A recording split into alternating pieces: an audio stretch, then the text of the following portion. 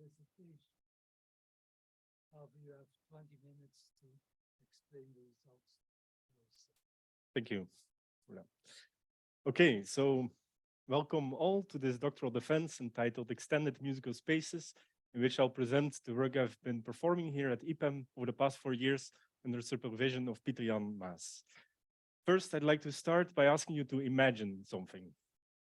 Imagine you're standing in a cave 10,000 years ago, there's a fire burning in the middle of you, the light and shadows on the wall are depicting drawings of animals, and you're sharing stories and reliving, transmitting the hunting experience earlier that day.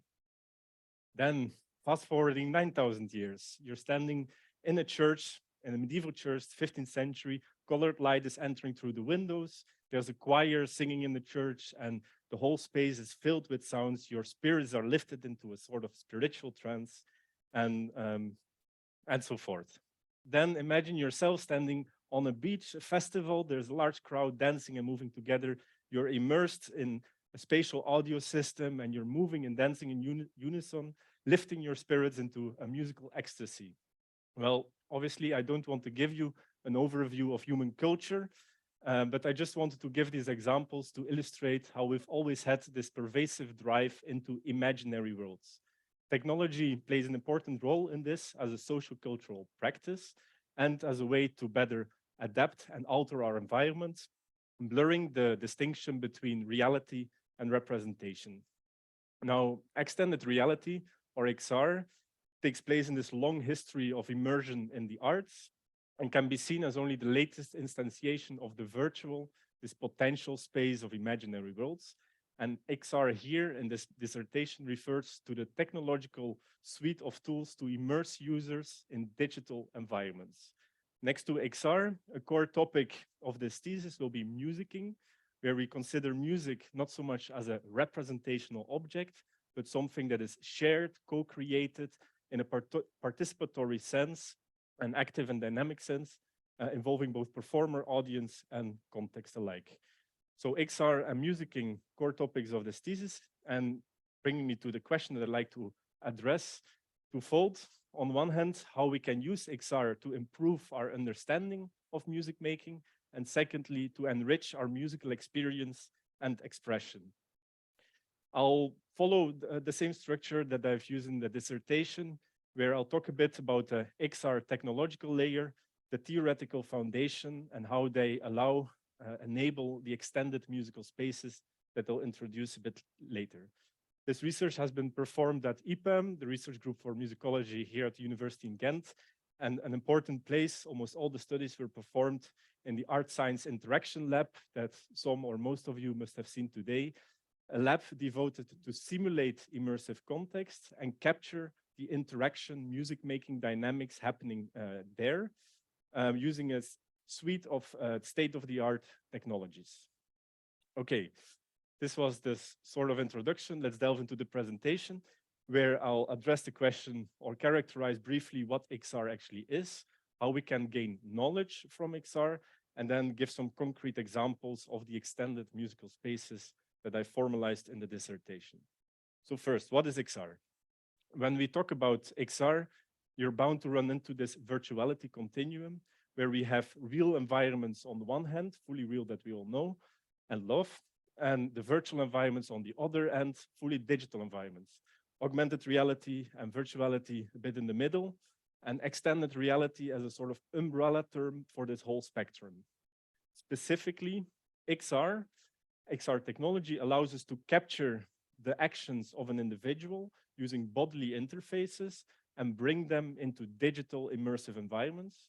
Moreover, it allows us to bring these digital environments back into the perception of its users using multisensorial displays and, importantly, from a first-person perspective.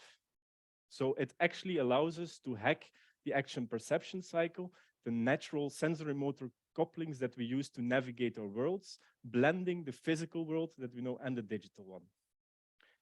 Okay, when talking about XR, three concepts are very important, namely immersion, presence, and virtual embodiment.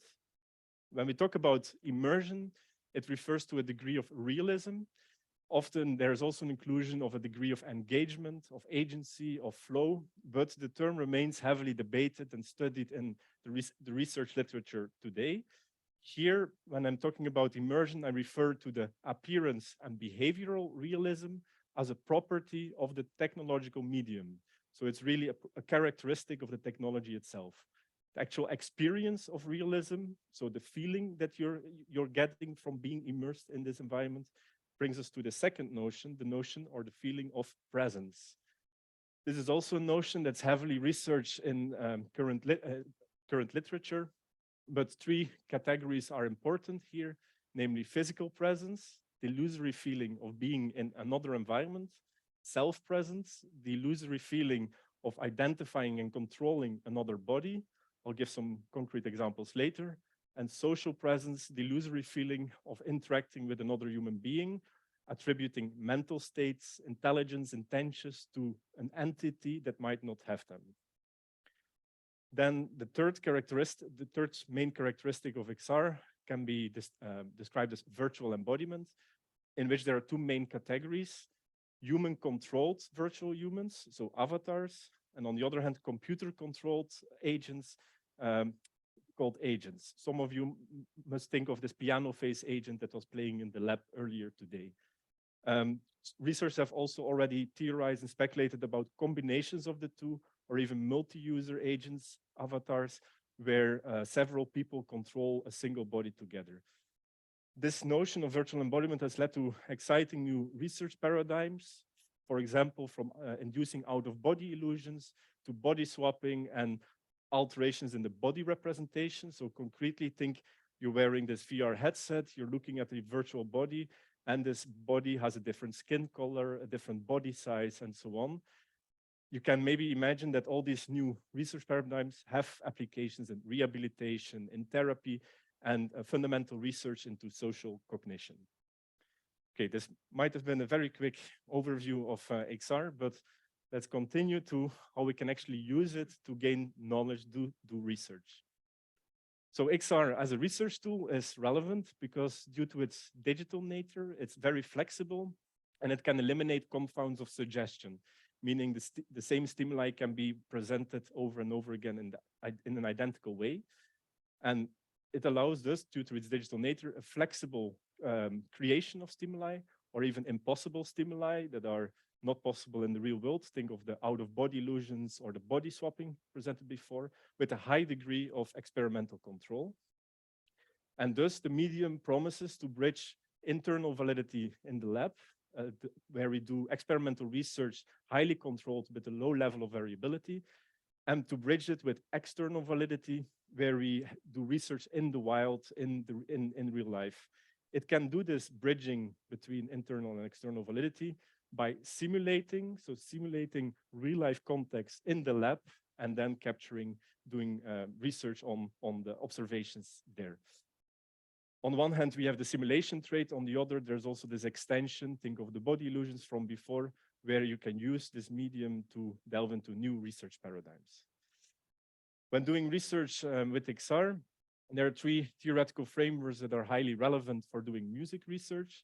First framework, the framework of embodied music cognition, stressing the role of our body as a mediator between intentions, technology, and expressions, and the need for an active engagement with our environment for music perception and sense-making. A second large theoretical and methodological field of research is human-computer interaction, which offers design principles, engineering guidelines to deal with the design of new musical instruments, but also technical aspects such as networking and bandwidth, and an important notion of affordances, which are action opportunities in the environment. Maybe another mouthful, but think of holograms that you design in the virtual environment and how we actually can interact and play with them. And thirdly, the framework of coordination dynamics that deals with how patterns of coordinated behavior emerge, evolve, and persist over time. So it allows us to model and mathematically model how the musical dynamics are happening inside an interaction. This might still sound a bit abstract, but an important part of the research over the past 4 years has been the development of a methodological framework where we actually capture the musical dynamics going on in music making. So this methodological framework captures dynamics in a performance output layer, really looking at the unsuccessful or successful realization of musical ideas. Think of note onsets or harmonic evolutions, the actual musical outcome. Second layer referring to embodied co-regulation, looking at the spatio-temporal patterns of bodily behavior and often looking at performers together, so taking a systems level perspective, not so much looking at individuals, but to the system as a whole. And thirdly, the subjective experience layer, where we look at the intensity of mental states, such as agency, the experience of agency, the experience of flow. And these layers are obviously not independent, but coupled together and can lead to emerging qualities such as social presence. And importantly, the framework suggests a pragmatic approach, capturing the dynamics in each layer in a real-life context and comparing them to the dynamics in a virtual context, making certain claims about how these qualities can remain intact or deteriorate when being brought into XR. Okay, so again, maybe a lot of theory and wordings and so on, but let's go into the concrete studies that we've done over the past 4 years. We've had a bit of the XR characterization, the theoretical foundation, and now let's go into the musical spaces on the top, where I formalized 4 different spaces in the dissertation: a musical space for experimentation, for performance, composition, and narration. And I'll give you a quick overview of the studies that we've performed in each space. So the first study that you've had a taste, most of you must have had a taste of today, is the piano phase study, in which we wanted to investigate virtual human music interaction and led to the development of this methodological framework that I've presented before.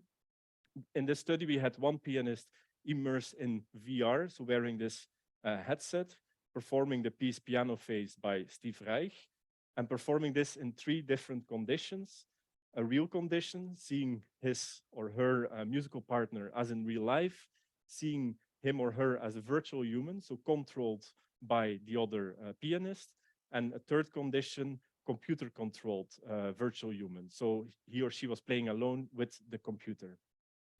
Analyzing the dynamics in each layer, we argue that social presence, the feeling of interacting with another human being, was induced in the real and avatar condition, and using the framework, we suggested improvements to the virtual agents, such as the cueing of expressive communication or body posture, mirroring, and so forth. We've also placed this scientific case study into a public performance context in the lab downstairs, where we've had one pianist play the piece with an agent and an audience being co-located in the same space, one of them immersed in VR. Now, with this, as the study led to this methodological framework, the question remains to what extent the musical dynamics were impacted by interacting with a virtual human. So to answer this question, to some extent, we had 16 couples engaged in a polyrhythmic drumming exercise, where we had one person standing in one room, having this drum pad that also you might have seen standing in the lab today. And another drummer was standing in the lab next door. Here it's still me, but obviously it's another person in the experiment. Here, both of them are wearing a motion capture suit, wearing the HoloLens device, allowing them to see each other as virtual humans in the same space. We've also designed this drum circle that was assisting and guiding them in the rhythmical interaction. Here's a colleague of mine just demonstrating how it looks from a first-person perspective. So you get the feeling of being in the same space with this virtual person that's controlled by your partner in the other lab. Here we've analyzed the musical dynamics across the different layers and seeing how a richer musical background improved the performance in terms of their accuracy, and how an increase in partner realism led to better pro-social effects, experiential effects such as shared agency and self-other integration.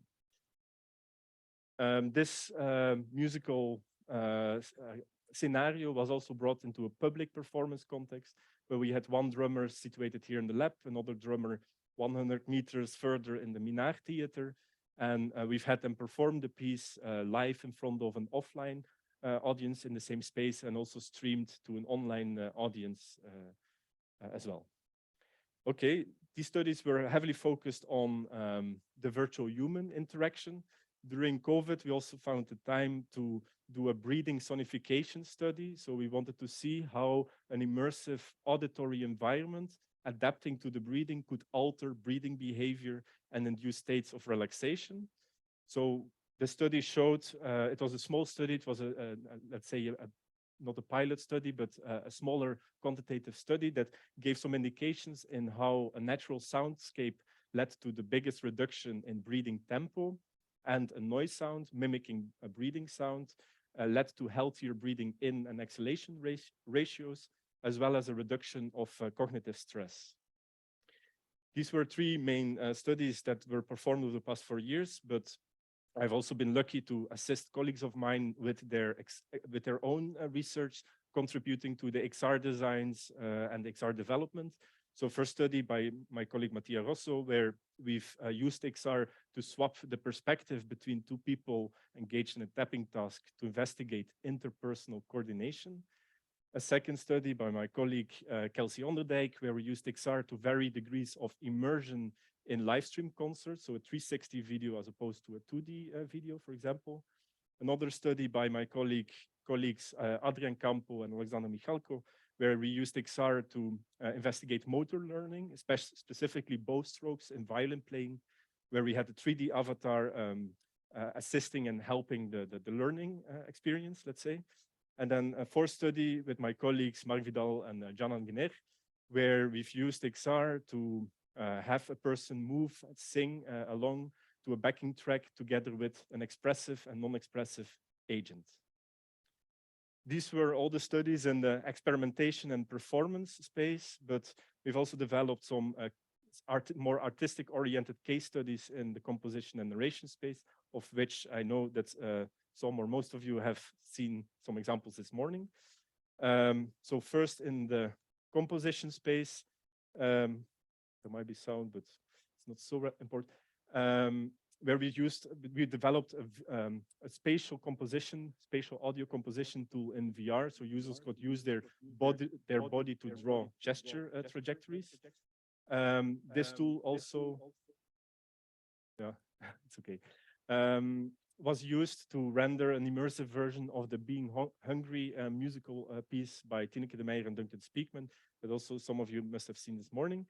And we've had another immersive narration, where there was a user, a visitor stepping on floor projected words, triggering auditory scenes and visual scenes, and an immersive installation in VR and AR, where we wanted to have an individual linger on the reality-virtuality continuum, inducing out-of-body illusions and giving back haptic and visual sound.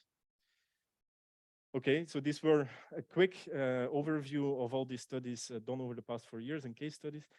But I hope that by showing you a bit of the theoretical foundation, the XR technological layer, and concrete examples of the musical spaces above, that you've had some sort of an answer to the question how we can use XR to improve our understanding, as well as enrich our experience and expression of music making.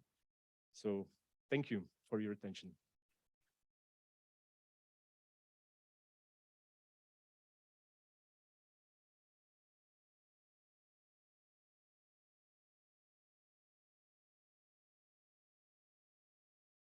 I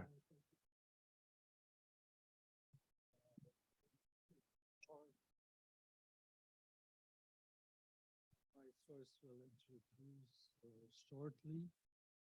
At my far left, Professor Elena Laffern from the University of York in the UK. At my left, Professor Dr. Frédéric Villacroix de l'Institut de Recherche et Coordination Acoustique Musique à Paris, France.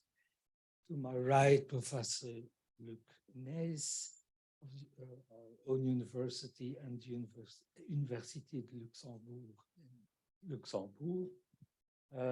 Then Dr. Ine van Oeveren, who's excused, but I will read her questions. And then Professor Pieter Jan Maas, who is the advisor of this dissertation, and at my far left, Professor Maude Bascru, who's the secretary of the examination commission. Each member will have about 15 minutes to discuss with you, and I first give the word to Professor Doctoral. Thank you. I'm a professor of voice science and music acoustics in the Audio Lab, which is part of the School of Physics, Engineering and Technology. And my work centers particularly around singing together and using virtual choirs and virtual technology to better understand the processes that take place when we sing together. And Bavo, thank you for having me. Thank you for your presentation and also for the wonderful demonstrations throughout today. They're much appreciated. You'll expect I'm going to delve into the experimental side. That's okay. And my first question is a broad one. You touched on it at the beginning of your presentation, that we might use XR technology as this bridge between internal, external paradigms. And in your thesis, you go into more detail about the control that we need in experimental studies and the fact that that can be very limiting because it moves so far away from an ecological approach that it's so far removed from what an actual music making experience would be, we can lose some of the essence of what we're trying to find. And you articulate that VR and XR can be used to make a more realistic scenario so we can explore things more ecologically. And I want to ask you what your feelings are with using this technology. How close are we to being able to use it as an alternative reality? Or are we introducing a new intervention? And how much do we need to acknowledge that in that work? Yeah, the question of realism, and briefly put, we're definitely not in the, and will never be in the realism that is achieved in the real world, obviously, and it's also not meant as a substitute. I read once that this nice thing about how we can understand systems by building them. And I like this notion of VR or XR by also, okay, maybe we're not already introducing this high degree of realism, but we're maybe by building and by studying on them, we're actually moving more towards this realism. Also, over the past 4 years, the focus has been mostly on this level of behavioral realism, not so much on the appearance realism. So the avatars that you were seeing and so on, they were not realistic. And when going more towards its appearance realism, there are also problems and challenges of the uncanny valley of being repulsed by something that looks realistic but isn't. So I think it's mostly the route towards this goal, but that can give us a lot of information and insights in the music making, in the actual real noisy conditions. That being said, it remains though like with this drum circle thing by presenting stimuli and AR, for example, where you still retain this realistic concept. It can help with a high degree of control by really flexible manipulations of stimuli that are maybe not meant to be realistic, but are facilitating the interaction more. And what about the actual physical equipment that we're putting on people? So when we were trying the demos today, the piano phase study, for instance, obviously we're not wearing mocap suits, etc. But do you think that may have an impact on the performers, or do you think they need, after a certain amount of time, it's irrelevant? A bit of both. Definitely it will have an impact, for sure. Is it negligible to make certain claims? You have this familiarization that you'll always do, like giving enough time for them to get used to the actual thing. In the piano phase study, there were 2 professional pianists, and I think that they also complained a bit about all the equipment, and we used this HTC Vive, which is quite heavy and bulky. So must have, but having seen the actual interactions and it being professional musicians, I definitely had the notion that it disappeared quite quickly. Also, I think during the demos today with the VR spatial composition, I made this quote to you on how, okay, it can be annoying with explanations and there's so much to do with, oh, but actually you're very quick to learn from it. And when I shared it with friends, it's amazing how quickly people actually forget the medium. And okay, there are these claims of how it can promise this illusory sense of non-mediation, blending physical and digital worlds, and the medium will be transparent and will be forgotten. Definitely so far no, maybe also good that it's not so much, but in an actual music interaction, I think it can go to the background and become sort of transparent to a level that's sufficient to do actual musicological research. Yeah. Great, thank you. And so I'm going to delve a bit deeper into some of the kind of technical frameworks. So you've really nicely laid out all the latencies of everything. So whenever you're using extended reality technology, you have lots of streams of information. You've got your audio information, you've got your visual information, and they all travel at different speeds over that system. And you've measured the time it takes for that data to travel. And so you're working in really small latencies. That's the first thing to say. But there is a discrepancy between the latency that are of the audio and the visual. So they are sometimes flipped. So in the real world, my visual cues will reach me quicker because the speed of light is faster than the speed of sound. So we expect, as musicians, when we are performing together, we're not conscious of it, but we will expect visual cues to reach us sooner. So how much do you feel this will have impacted your experimental study? Yeah, also there, it will have impacted to some degree, but I think it's safe to say, like you say, the latencies are small, almost state-of-the-art that you see in the current literature. You see these kind of numbers appearing.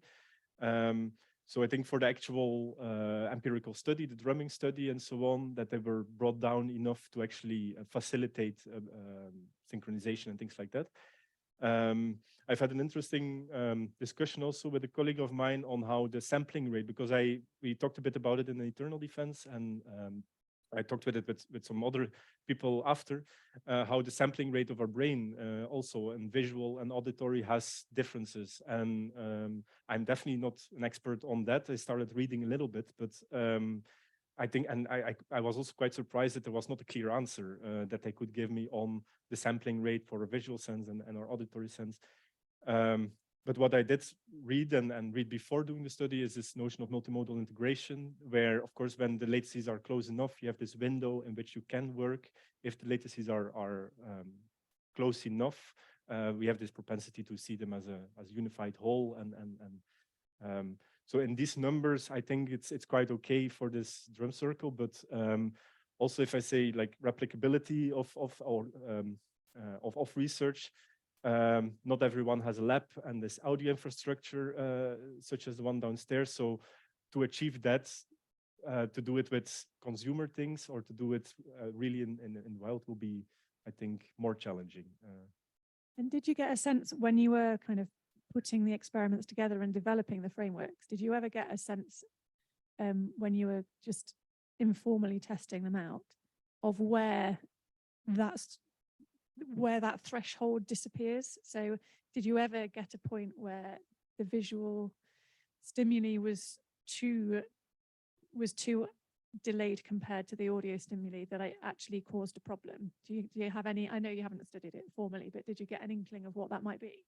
Actual numbers, it's hard to say, but I have a concrete example that like in the drumming pad, there's a Teensy microcontroller on board that does the onset detection and so on. Okay, very specific, but I changed the wrong parameter during piloting, and it was like a latency of, I think, maybe 6 or 7 milliseconds more. And this is purely drum pad to actual sound.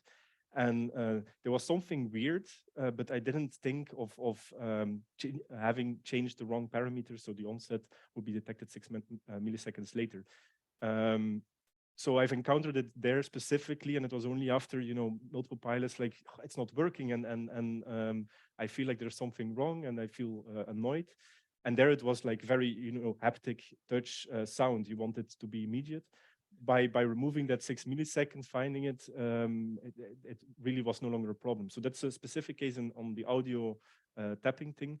In terms of the visual with the virtual humans and the streaming, it was surprising that the drummers, like the Minar Theater, over 100 meter, and I've listed the latencies, they are a lot bigger, but they actually said themselves that they could manage with even those latencies, and it's noticeable. You know, you perceive an actual latency in the drumming, but they, you know, as professionals, they just circumvented and found a way. But they said it worked for them to actually play the music. Did they say at any point they just overrode the visual cues and just relied on their ears? Or certainly with drummers, when we've done networked music performance, the drummer has been the linchpin to keep all the other musicians together. Yeah. So I wonder if having two drummers, they've used some techniques. No, might have been for sure, because it was a percussive drumming scenario. So they did not make any comments. I didn't ask them at the time, but definitely might have been. And with the marker for the drum circle, if you did it again, would you kind of find a way to cost in the latency? Could you do that? Could you cost in? So if you allowed a kind of a buffer time for the experiment, is there a way that you could account for the latency of the marker? I'm not sure if I fully understand. So if your latency is consistent for the visual marker, could you program the latency in, or is it too responsive to what's happening? Does that make sense? Yeah, I'm drifting towards. But I mean, with so many latencies. Yeah, the answer might be no. No, but latency control, it's easy, and actually it's also been I proposed it there that this kind of study is very interesting to actually investigate the effect of latency on sensory motor synchronization, because adding latency is very simple. So giving a little bit more latency, you could easily manipulate it and see the effect. But I have a feeling you're asking about different. I was wondering if you could account, kind of predict the movement of the performer. Okay. To then kind of see into the future. Yeah. I'm not sure. You might. Yeah. Great. And then the other question was, which is a slightly easy one, did you consider delaying the audio so that you match the latency of the audio visual rather than trying to see into the future? Yeah. And I did it now for the demos here, because here I use my own MacBook and a little device there. And I think I added 50 milliseconds even. Yeah, which is a lot, but really it was like this extra thing and extra whatever. So, and it sort of worked. I saw some nice performances today. So it worked to some extent, but this was really, quickly put together. So, yeah. That's great. That's all my questions. Thank you very much, Bavo. Okay. Thank you. That is perfect timing. Thank you very much. I give the floor to Professor Frédéric Villacroix. Thank you. I'm a head researcher at IRCAM. My name is Frédéric Villacroix. At IRCAM, there is a scientific lab on science and technology of music and sound. And within that lab, I lead a team called Sound Music Movement Interaction. And you know that team because you did your master there.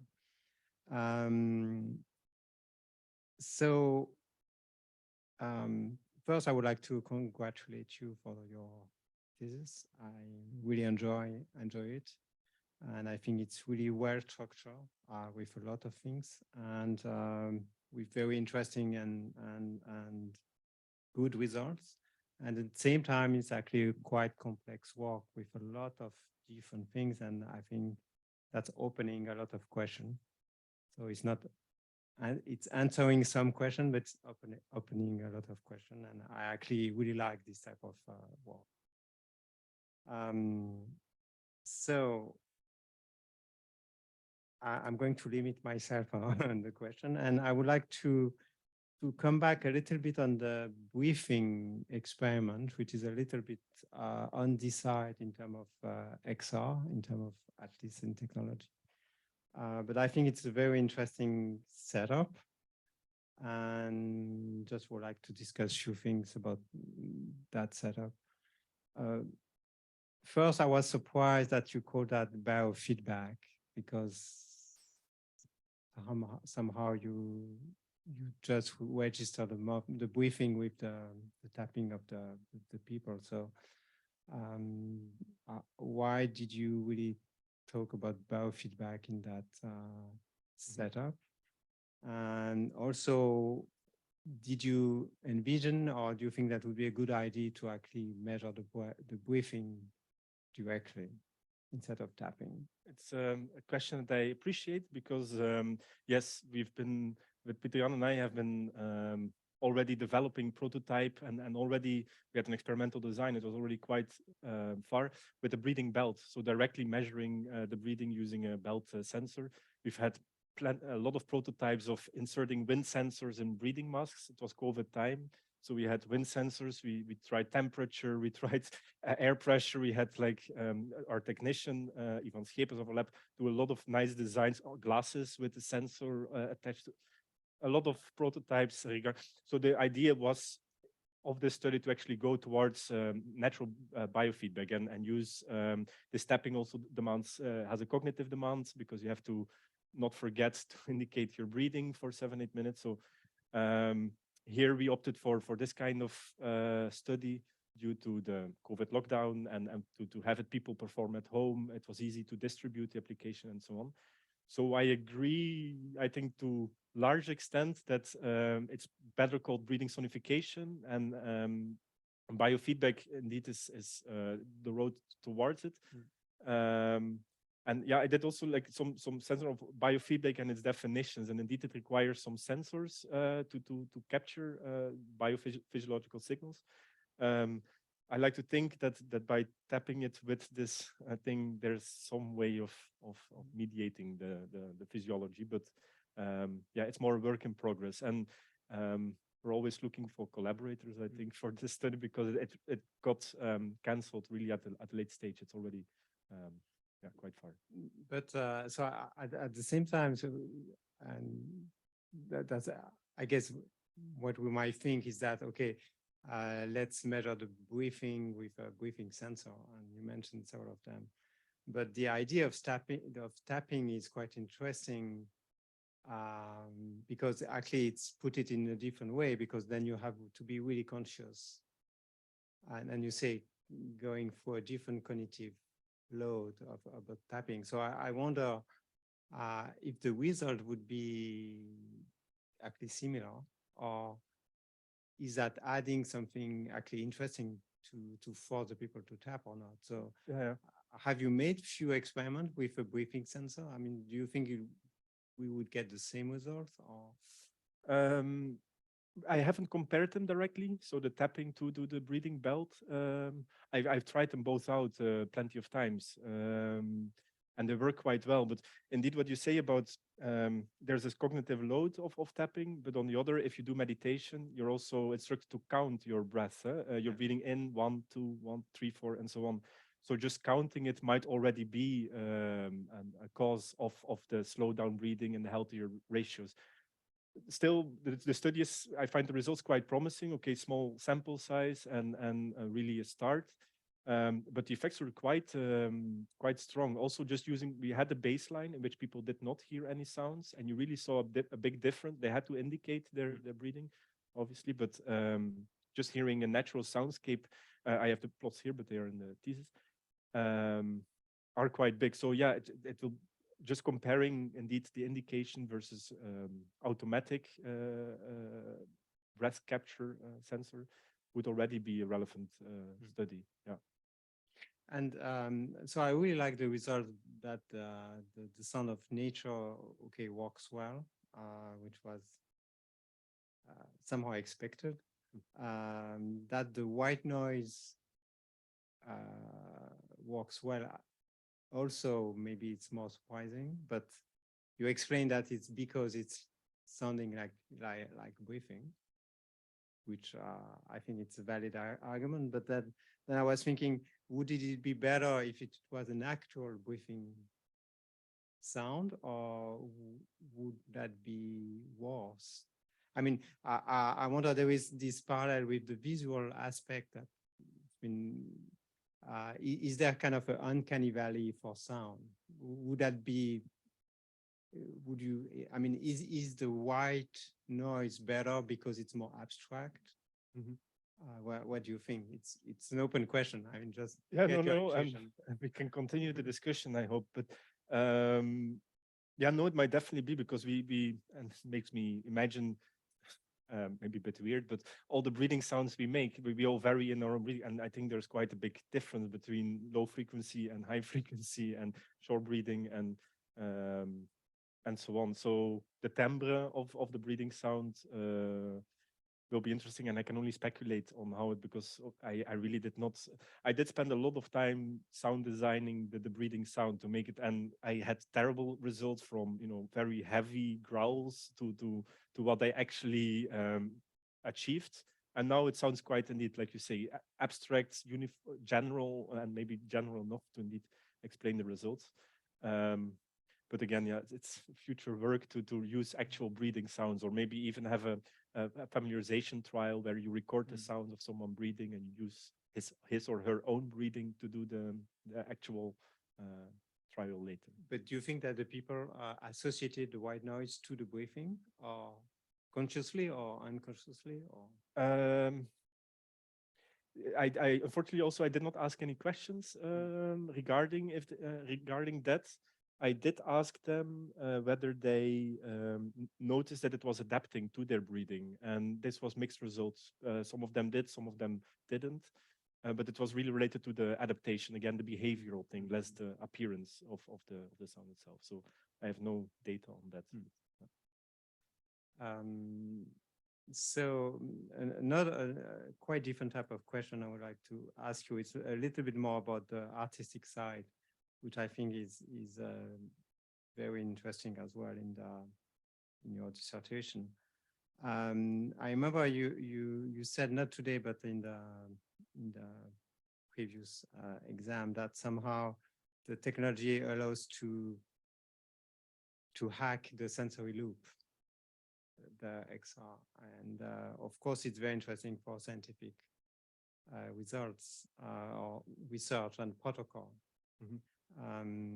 So do you think this hacking of the sensory loop is actually also interesting for the arts?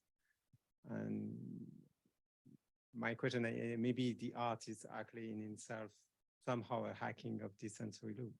Anyway, okay. So do you think that we could really push the XR in the artistic side in this hacking? Yeah, and then immediately, so I agree, and I like the phrase to another definition of art, but it actually, what I have to think of that is the responsibility and ethical questions, because hacking, I got a comment today also that the being hungry thing was too intense. The spatial audio, 80 speakers and the full screen was just dizzying. We have to be careful, because indeed it's a very powerful medium, and the reactions that you get are like that. The study like this that I didn't show today, I mean, it was a bit complex to set up, but the searching border where people saw themselves, so they pressed a button, then they saw each other. There was a camera placed outside capturing themselves. They would see themselves from third person. And then there was sound, a microphone capturing sound, and giving haptic feedback.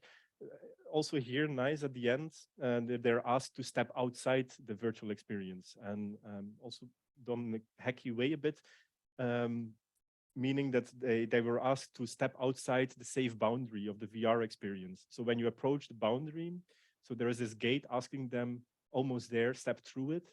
And you saw people, okay, then I just stepped through it, but then they saw this fence, this red alert fence that said like, no, no, no, don't go there. And you had very nice, funny reactions of people, you know, seeing this fence and, okay, I have the instruction to go through it, but I just have this fence telling me not to go.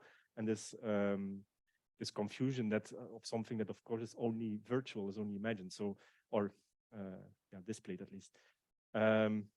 So yeah, I think there's a lot of interesting and I like this ambiguity. I find it very artistically, I find very interesting to remain on this continuum, to play with the boundary between the real and the virtual, and have people reflect on it. But there is responsibility and an ethical question, because it is impactful, and giving it to young people or social, designing social scenarios in VR and so on. There are quite some dangers as well. Okay. Yeah, great. Thank you very much. Okay. For your answer. I really appreciate the answer and the comment about the ethics. Okay, thank you. Thank you very much. And then the floor is to Professor Luc.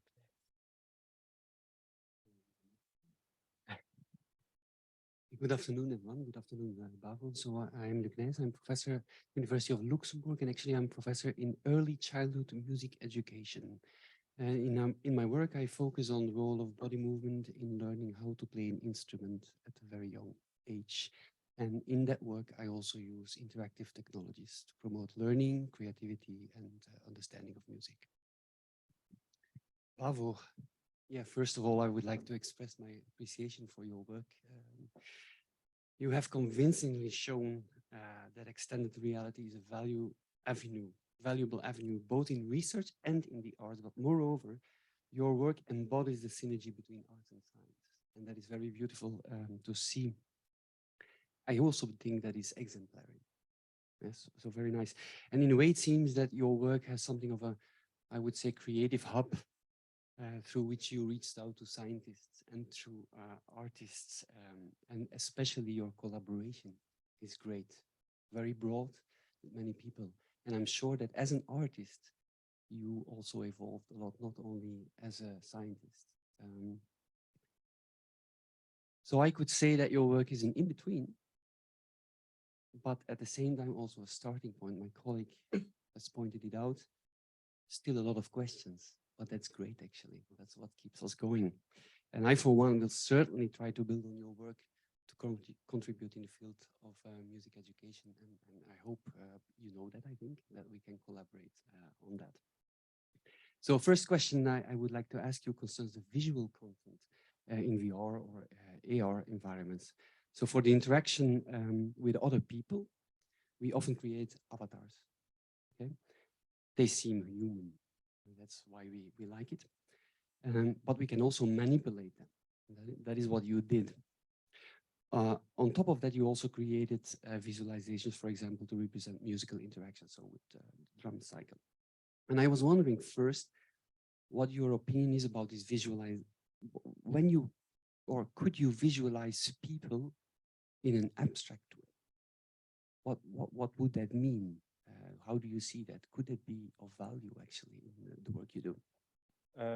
Yeah, for sure. Yeah, and even I think on a more simple level where, so I haven't done this.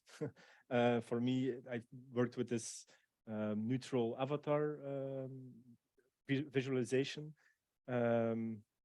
But I think, again, also the line between human behavior or a computer controlled behavior can be interesting to reduce it to its very abstract level. If you, for example, see, and these are wild ideas, but maybe that I would like to pursue in future work, when reducing the behavioral realism and the visual realism to its essence, when does something become to appear human? If you see a ball moving and it's moved by a finger, when is the blend between, okay, this is an actual human, when is an agent, where is the distinction? And to reduce it to its essence can be, I think, an important step to really find more and improve the behavioral models that we have regarding the control of computer agents or things like this. That's because you talked about this uncanny valley, and when we see something that should be a human, but we get closer, but we still feel it's not a human, so that could interfere with the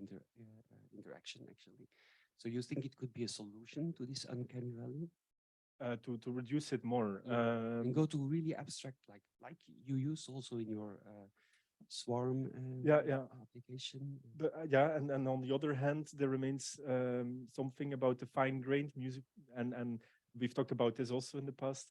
The need for fine-grained expressions and movement, especially in music making. So reducing it for certain specific highlights is interesting to gain better insights into the core principles. But for the actual music making, when you're communicating musically with your body in a musical band, that there are fine-grained movements that do communicate intentions and are required to actually make the music happen. So there is definitely an interest in reducing it, but to make it ecologically, actually musical scenarios, reducing it remains difficult. Yeah. You give me a nice bridge, actually.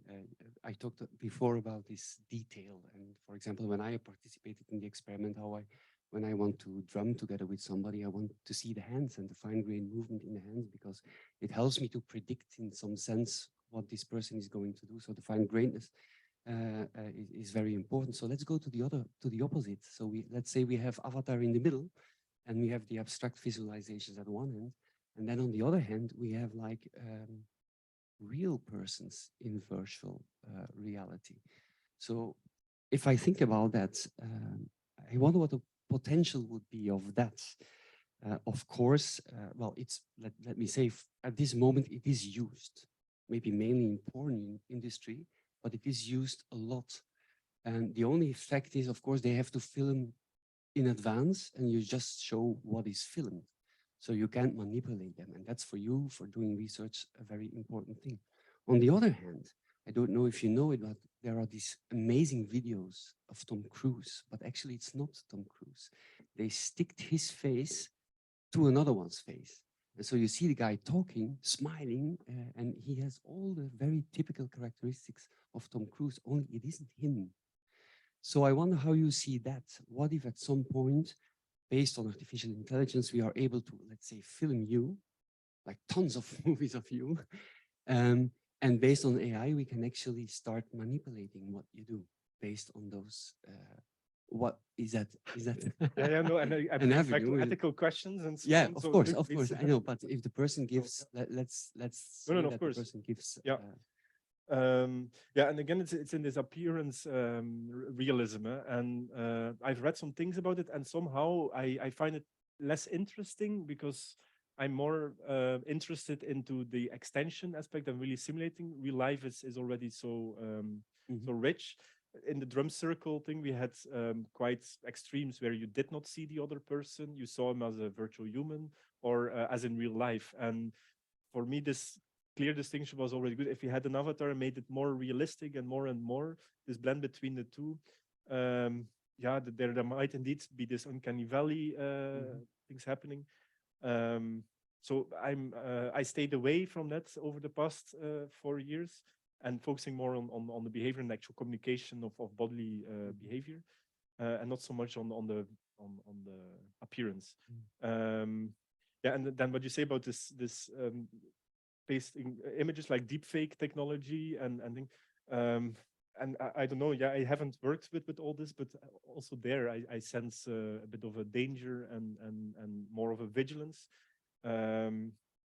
for linked to the research that we've been doing. I find it a bit difficult to couple to the studies. In the studies in the drum circle study, people knew each other beforehand, so maybe there because when they saw each other as in real, we wanted them to to feel familiar and not play with a stranger, especially a stranger embodying a virtual human.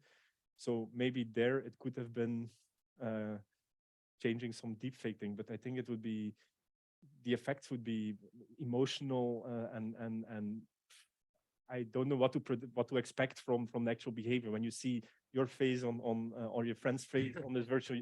I think all these other effects will come and Or I could play the guitar with Jimi Hendrix. yeah, and also there you have all these associations that you had in the past, and you have you know, a big adoration for Jimmy. If you had also there and the personal backgrounds become a lot more relevant when. But maybe there's an interesting question. Why am I so critical about this appearance thing? When in behavior, maybe there are also behavioral models. I recognize the walk of someone. There was a nice moment where I made an avatar of myself for the Being Hungry installation, presented in Mozilla Hubs. And so it was me. I think I have an image, but maybe not so important. So people would watch in their browser and walk around in this virtual room, and there would be an avatar walking around. I filmed myself in Azel walking around aimlessly, making animation, put it online. And Peter Jan, I think after 2 minutes when seeing a thing, Bavo, is that you? And it was a completely neutral avatar. It was just by the way of walking, and I didn't set so many steps. I put like 5 steps. So also there are links to how we move. And with the agent condition in the piano face study, the movement of the agent were not good. They missed, they lacked expressive cues, they lacked posture mirroring, they were insufficient. So there is work there, and maybe that's already an inspiration answer for me to your question. Yeah, or a blend between avatars and some real person characteristics. Yeah, would be. Okay, one of the specific benefits of XR is that in view of investigating fundamental processes, so you can manipulate the avatars that we already talked about. As you know, I like the hierarchical models of certain concepts. Probably you expected this question. So concepts like presence as embodiment, and especially because they allow to connect the different concepts. I would like to ask you to expand a bit on the manipulation of your content in XR to impact presence at the different levels. How could you do that? So you know them, I know you know them. So basically it's about more the subjective experience and the meaning you give to something. It's about the action control, and it's about the pure physical reaction to something actually. So could you expand, brainstorm, think about how you could that through VR? So what I'm thinking of already is the engagement aspect. So presence has been, and I didn't do any specific studies on that, but that there's an important engagement is an important modulator of the feeling of presence. Narrative engagement, for example, or emotional engagement to a storyline and so on. So in these narrative installations, social presence might have been heavily impacted by the context and the engagement happening inside the space itself. Then the hierarchical things, and indeed it was again stimulating to get these questions last time. The levels of presence, I think there also where you have this core and extended presence. The work so far has been more on this adaptation level. So I think it's the core presence level where the spontaneous adaptation processes. So when we're doing this drumming, there are no higher level cognitive tasks or meaning attributions required to actually perform. It's synchronizing and trying to perform the musical tasks. So we've worked mainly, I think, on this middle layer. While there could be done more to indeed delve deeper or go to this extended level of presence where you also have the cognition about future events and includes narrative structures and things like that. But that was not done here. Because you, I think, as I see it, you worked actually on extended presence with the environment and the avatars, let's say. You also, of course, you worked on the core presence level because you worked with, for example, with the drum circle. I'm kind of interested in the more basic level and how we in some kind react. It's not interact, but just react physically to what we have, like we do with people. I mean, that's what happens in real life. You have these reactions. It's not only just, how to say, reflexes, but we react in a very low level where we don't control it. Yeah. How could you see it there? And there also on this other hierarchical framework of the levels of embodiment, where you have this core, the first order embodiment, where there's no learning, there's no memory. You don't need memory there. It's like the Kuramoto model before. There's no memory involved. There's spontaneous synchronization, there's adaptive synchronization happening. So there it has been used and has been focused on there, but I don't know if there is a layer below that, but yeah, I think that was a bit the aim of that model. Thank you. I don't know, how about my time, Mr. Chair? I think it's okay. For me, it's okay, Bavo, really, Okay. thank you. Thank you. Thank you. Thank you very much, Dr. Ine van Oeveren, who is affiliated to the Conservatoire de Liège and Conservatorium van Antwerpen, is excused for urgent medical reasons, but luckily she could send her questions, and I will ask her questions. And I quote, in chapter 3, you highlight the social interactions in VR. A critical factor that you describe here is the facilitation of social presence. Within the different experiments you have conducted, can you distinguish some differences in that facilitation and/or approach of factors for social presence? Was having an audience crucial for the performers to feel a musician on stage? That's the first question. Yeah, it's a bit of a bridge from the previous question from Luc regarding the different levels of presence. And yeah, and indeed I have to admit that maybe there's a lot inside the dissertation and a lot of different scenarios. So for example, even the picture here, obviously when you're all being co-located in the same space, the question of social presence there is how do I say, redundant almost.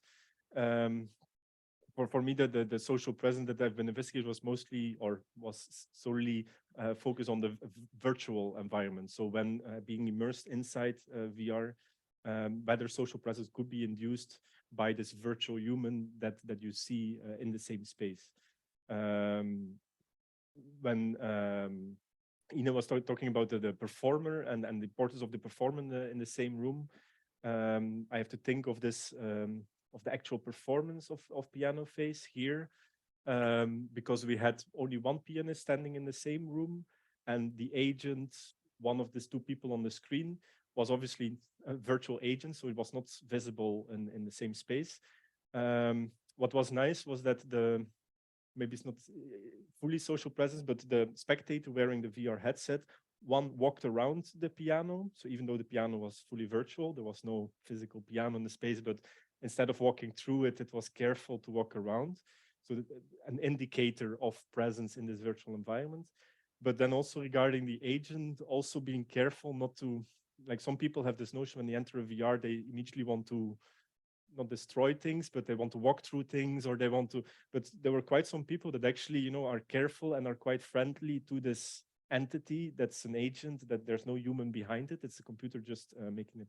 And we're actually quite respectful in keeping the social distance. And yeah, so there it was a nice indicator of, but speculatively, of social presence. So whether it was also briefly mentioned in the thesis that he or she entered the virtual space by being co-located with the pianist. So they entered the VR headset, they put the VR headset on, while the real physical pianist was in the same space.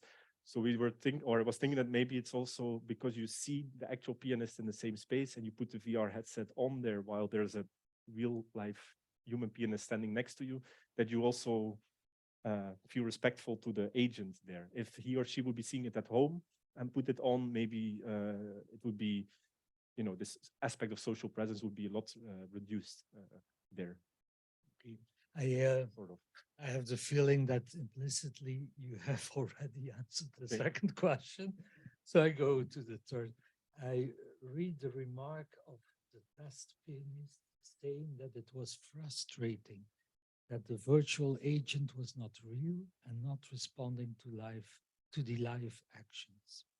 But there is a similar non-human response when one plays the piece with tape and or click track.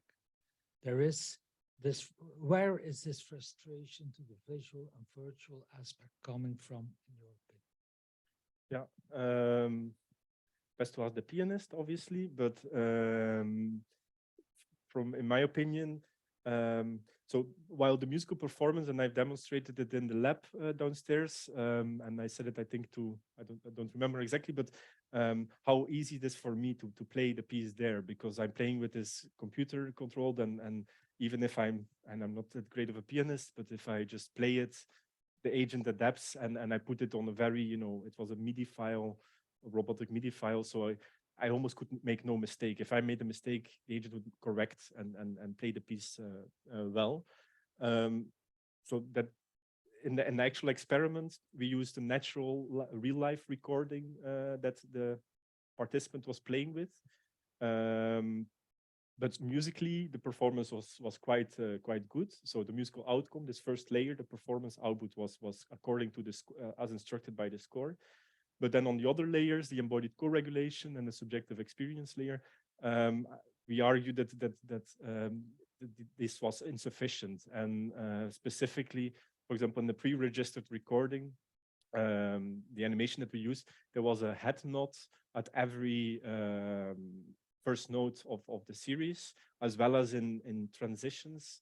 If you maybe, I don't know if I have a picture of the score, because for people it might be really difficult to follow this explanation. Yeah, I have it somewhere else, but there's specific moments in the score where you have to do a shift in the probe, and the animation was making clear nods when doing this shift. For the real pianist, when he or she was performing it in real life and with the avatar, let me just go towards.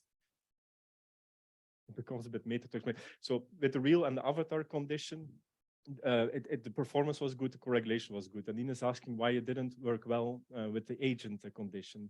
And I'm trying to explain that this agent, because it was based on the pre-recording, there were head nods at specific moments in the score, which we did not see in the real and the avatar condition. There, the communication of bodily intent or our expressive cues and posture mirroring, like moving postures towards each other, was really different from the pre-registered recording. Here, they used head nods not so often.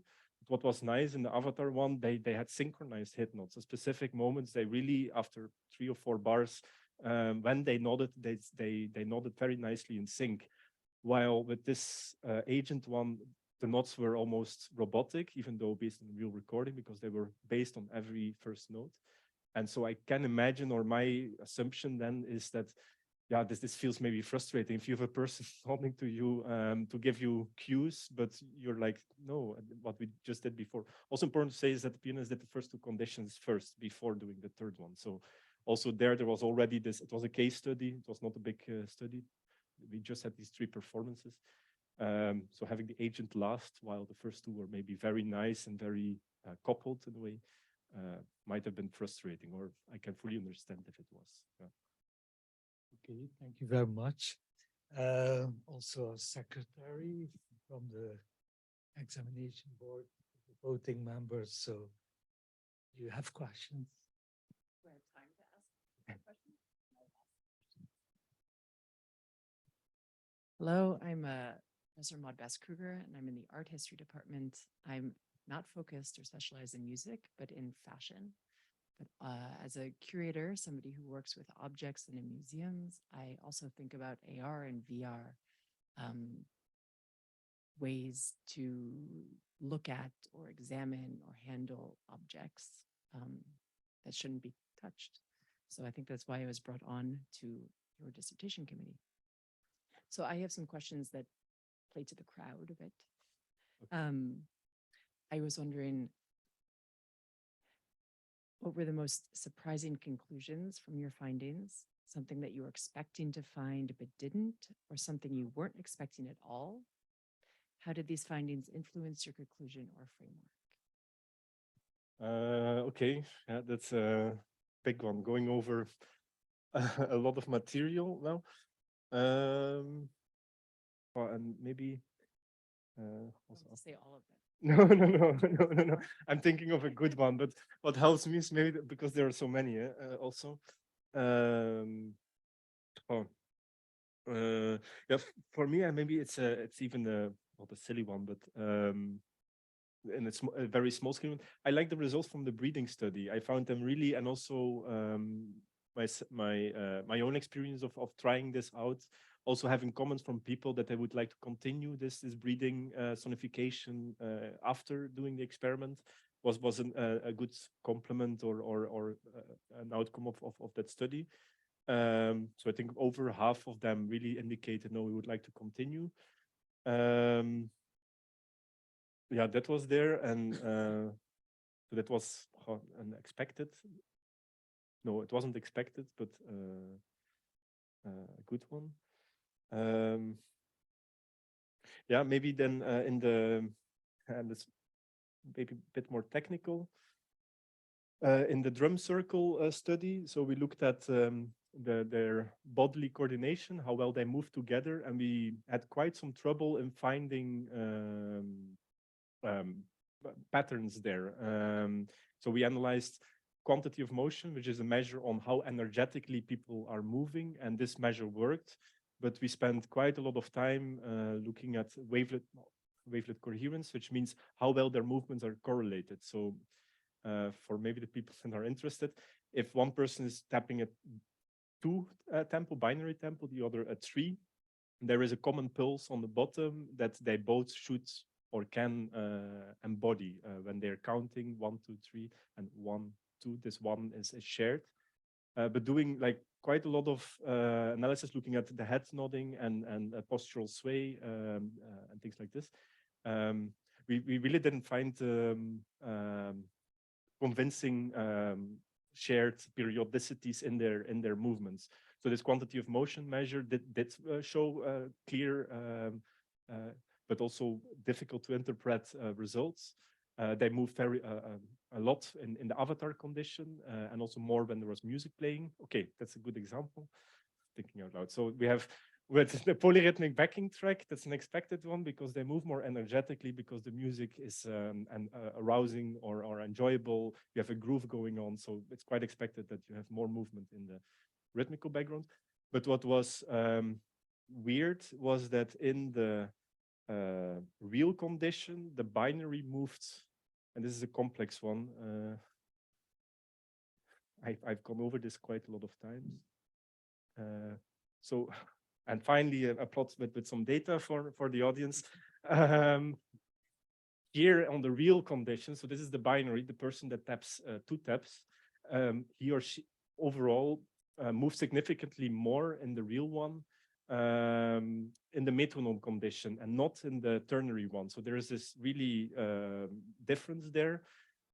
We explained it a bit as coming from, because the binary we believe is more difficult to perform than the ternary, and to compensate with this increased difficulty of playing the binary in the metronome condition, but then only when seeing each other as real, they moved significantly more. So here it might be a thing of what Luc was saying before, that appearance realism is important here, that they had to see each other as real people and not as avatars to compensate for this. So then following on from your response to that question, were there any experiments that you would have wanted to design but weren't able to because of time, money, or technology? Yeah, that's always a pleasurable question to get if you have infinite budget. Um, oh, so far, I have to say that I've been lucky to do so many things that and with this art science and with this lab downstairs, I could I couldn't wish for something better. Yeah. Yeah, no, I mean, I mean, give me infinite budget, but I feel nope. I'm okay actually. No, no, it's good. It's good. Yeah. Now you're leaving this lab. So Yeah. this brings me to my third Yeah. question. What's next? Yeah, I accepted a postdoc position at McGill University in Canada, starting Monday. So yeah. And what will you be doing there? It's about behavioral modeling, so continuing on the behavioral models of human behaviors, and specifically in group context. So instead of looking at dyadic two people, looking really at group music making. Yeah. I have no further questions. Nice weather for Canada.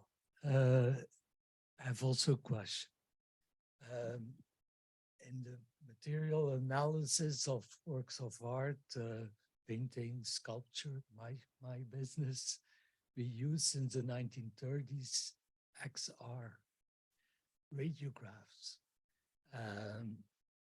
And when I first encountered the same abbreviation in the world of extended reality or augmented and virtual reality, I was a bit confused. But I can imagine that when you write proposals, that some people from material science, medical science, art history could be confused. How would you deal with this confusion in terminology? Yeah, yeah, and it's a good question and good one to ask. Like I said also before on this term of immersion and presence, that it's still an ongoing debate. There are still really papers released this year, and that this terminology is not clearly defined. And something as simple, seemingly simple as indeed extended reality, augmented reality, or virtual reality, all this, even there is a bit of a difficulty. For example, the other term that I haven't used consciously is mixed reality. So a lot of people refer to this spectrum, and the umbrella term is mixed reality for all of it. I make the clear stance to call it extended reality, and also I've given a brief attempt at the definition of XR in the thesis, where it is the umbrella term, but stressing the need for animate data, whether from humans or from natural sources, biological sources or whatever, inside the virtual environment, with mixed reality really referring to a combination of VR and AR offered in the same experience. So for example, this, if you remember, I gave this example on the right where a person had to step outside VR. There, when this person stepped outside VR, cameras on the headset were enabled, so allowing them to see the real world, but still mediated by the display. Yes, so still augmented reality. There, it's really mixed reality because you're in VR and then stepping into AR afterwards. So I wrote a bit about it and defined a bit, but extended reality, and also there you find not opposing opinions, but you find scattered opinions about this definition. So I hope I answered a bit. Absolutely. Okay. It's Okay. good you're aware of the situation. We still have a bit of time, perhaps one question from the room. Yes, please. Leon. Thank you very much for your interesting presentation the whole day. My question is just based on what I have seen today, because I haven't seen your thesis. I would like to have it, but it's based on what you talked about, just this tapping with the balls that circle around. What I have tried that this morning also. Then you are looking at the ball. You don't have time to look at the other one. Yeah. So you cannot expect that there is a common point where they have to tap. No, it's a good, yeah, indeed, good question. Important of the drum circle, and I don't know if you've had the chance to see it, is that it disappears when you're doing it correctly. And I don't want to critique your drumming skills, Leon. I'm very sorry, definitely not the intention. But when and importantly, also maybe I have to add that both of them have to do it correctly. If both of them are performing well, the drum circle disappears, becomes transparent. And for the data that I've presented, we've only used the bouts which were good. No. So, but you do have the metronome, and you do actually. The idea was that they had to rely on their bodily coordination to continue the task. But when they made a mistake, it would appear back. Yeah. Okay, thank you, Leon. Now the jury will. Commission room and deliver results of your device. Thank you.